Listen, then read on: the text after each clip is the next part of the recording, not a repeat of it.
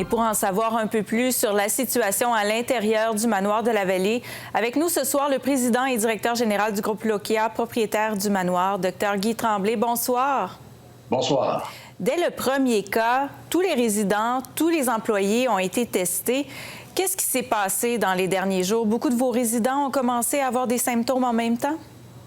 Non, pas nécessairement. C'est que dès qu'on fait le dépistage de masse au départ, il y a des gens qui vont avoir des COVID négatifs, qu'on appelle, qui n'ont pas de symptômes. Mais on sait qu'ils ont été nécessairement en contact avec des gens avec COVID positif. Ça fait qu'on reprend les tests pour être sûr de l'évolution de l'épidémiologie de la résidence, on peut dire. Ça fait que c'est des mesures déjà prévues dans le suivi de la maladie, de la pandémie. Donc, il y a une autre série de tests qui a été effectuée dans les derniers jours. Oui, c'est exact. Est-ce qu'on s'attend à voir d'autres résultats ou c'est complet pour cette série?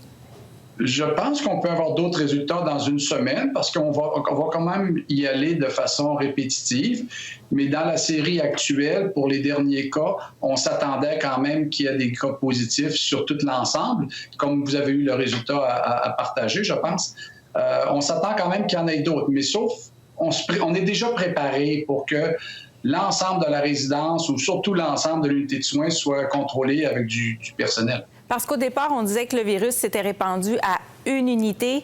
À ce moment-ci, est-ce que ça s'est propagé ailleurs dans la résidence? Encore à une unité au point de vue contrôle de l'infection. Comment ça se passe avec les employés? Parce que c'était une de vos grandes préoccupations, le fait que les employés ne seraient pas en assez grand nombre pour s'occuper des résidents. Comment ça se passe à ce moment-ci? Je dirais qu'on s'améliore beaucoup avec les ressources humaines.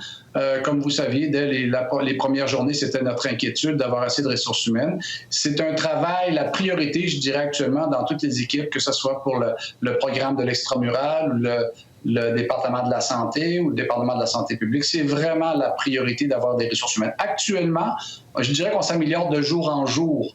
Beaucoup mieux aujourd'hui que c'était en fin de semaine ainsi que la semaine passée. Mais on est positif pour les ressources humaines à date. Le premier ministre Higgs a dit aujourd'hui en conférence de presse que toutes les mesures ont été mises en place pour éviter qu'il y ait une plus grande propagation à l'intérieur de la résidence. Est-ce que vous pouvez nous donner des mesures concrètes de ce qui se fait pour tenter de limiter la propagation de la COVID-19?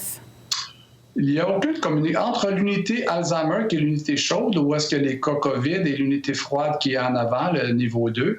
Il n'y a aucun contact de façon pratique entre ces deux unités-là. Les portes sont fermées avec des agents de sécurité. Les travailleurs dans l'unité chaude ne travaillent pas dans l'unité froide. Tout le matériel de protection individuelle est en place. L'accès dans l'unité chaude se fait de par l'extérieur. C'est toutes des mesures où est-ce qu'on essaie de ne pas avoir de contamination d'un côté avec l'autre côté. Votre niveau de confiance aujourd'hui, il est où? Mon niveau de confiance aujourd'hui, il est encore très bon.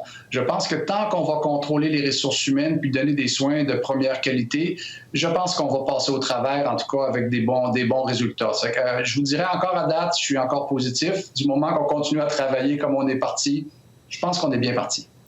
Dr Guy Tremblay, merci beaucoup d'avoir pris le temps de faire le point sur cette situation avec nous ce soir. Avec plaisir.